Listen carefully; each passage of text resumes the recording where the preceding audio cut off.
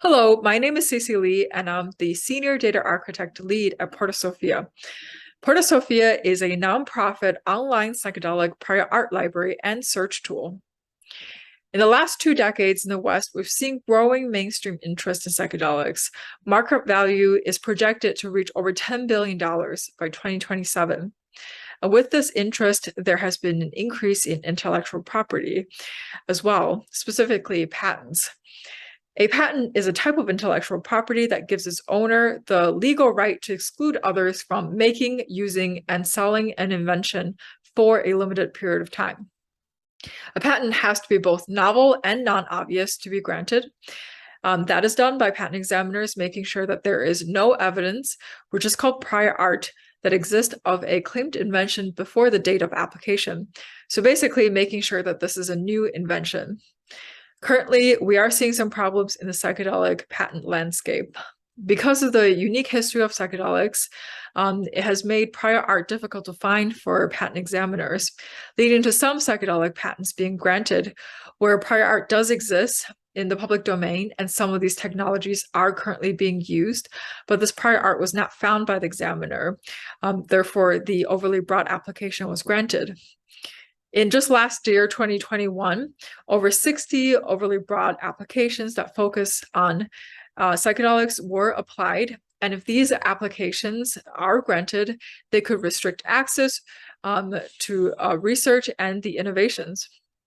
We know that when a drug is overly patented, the prices can increase on average by 68% and as high as 163%. And so because of this, Porta Sophia was created, our nonprofit online prior art library. We have created a two-pronged intervention strategy to combat these problems that we're seeing in the psychedelic patent field. Prong one is to build a psychedelic prior art library, and prong two is our third-party pre-issuance submissions and observation efforts, both in the US and globally.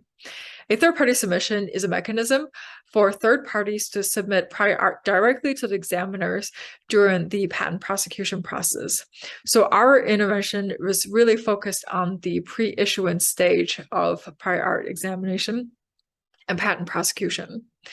And our workflow follows step one. We track all psychedelic patents and applications, centering around 33 of our compounds in our shortlist in both the US and globally on a weekly basis.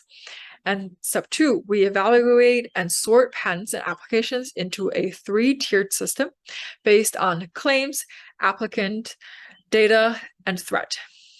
Tier one being the most urgent. And then step three, we identify prior art and curate the prior art and add them to our library. And finally, step four, we file third-party submissions or observations on select tier one applications.